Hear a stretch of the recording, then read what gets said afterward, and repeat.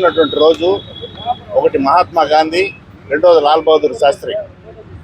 మహాత్మా గాంధీ మన దేశానికి స్వాతంత్రం తీసుకురావడంలో మొట్టమొదటగా పాలు పంచుకున్నటువంటి వ్యక్తి. అటువంటి మహాత్ముడు ఈరోజు మన భారతదేశంలో పుట్టినందుకు మనం గర్వించాలా. మన దేశాన్ని అభివృద్ధి పదంలో నడిపించేదానికి ఆయన ఎంతో కృషి చేయడం జరిగింది.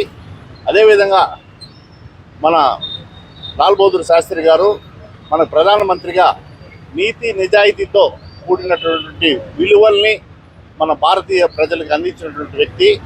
అతను నీతి నిజాయితీ చూస్తే మనం ఈరోజు ఇటువంటి వ్యక్తిని కోల్పోయామా అని బాధపడాలి. అటువంటి మహాత్ములు ఈరోజు జన్మించినారు.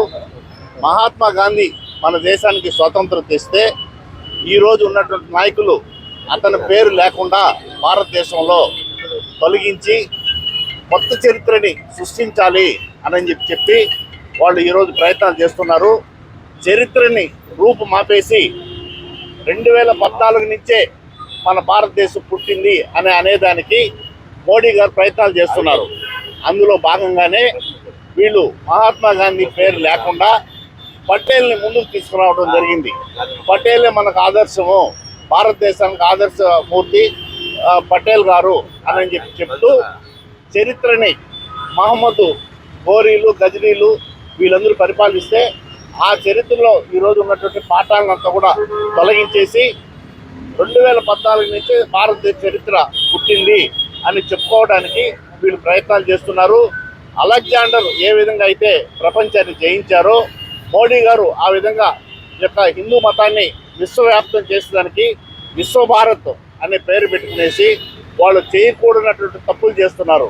అందులో భాగంగానే వీళ్ళు ఈ యొక్క చరిత్రలు మార్చడం, ఈ యొక్క ఎలక్ట్రల్ బాండ్లు 8,000 కోట్లు సంపాదించి ఆ యొక్క సంపాదనతో వాళ్ళ యొక్క పార్టీని ముందుకు తీసుకెళ్లాలని చేస్తున్నారు. వీళ్ళు చేసే ప్రయత్నాలకి రాహుల్ గాంధీ అడ్డుపడుతుంటే అతన్ని టార్గెట్ చేసి అతను ఏ విధంగా అయినా సరే లీడర్గా కానికుండా చేయాలన్న ఉద్దేశంతో అతని పైన అనేకమైనటువంటి కేసులు పెట్టడం, అతని పైన అనేకమైన దుష్ప్రచారాలు చేయటం ఇవన్నీ కూడా చేస్తున్నారు. వాళ్ళు చేసేటి ఏవి జరగవు. రాబోయే రోజుల్లో కాంగ్రెస్ పార్టీ అధికారంలోకి వస్తుంది. రాహుల్ గాంధీ గారు ప్రధానమంత్రి అవుతారు.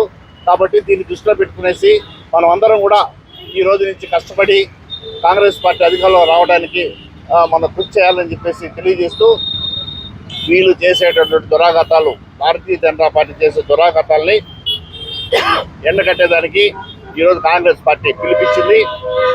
అందులో భాగంగా ఈరోజు గాంధీ విగ్రహానికి వాళ్ళు చేసుకుంటూ దుష్ట పరిపాలనని అంతమొందించేదానికి మెమోరాండం కూడా ఈరోజు అందించడం జరిగింది.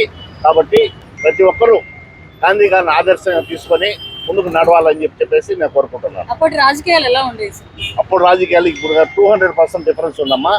ఆ రోజు నీతి నిజాయితీతో కూడా కూడుకున్నటువంటి విలువలతో కూడుకున్నటువంటి రాజకీయాలు ఉండేది. ఈరోజు అవి కాకుండా నాకు ఎంత ఆదాయం వస్తుంది, ఎంత సంపాదన వస్తుంది, నేను అధికారంలోకి రావాలంటే ఏం చేయాలా, ఎలాంటి కుట్రలు చేయాలా ఇవి చేస్తున్నారు. కాబట్టి అటువంటివి కాకుండా విలువలతో కూడిన రాజకీయాలను మనం తీసుకురావాలని చెప్పేసి నేను హామీ. మరిన్ని అప్డేట్స్ కోసం మన HN9 టీవీ ఛానల్ని సబ్స్క్రైబ్ చేసుకోండి.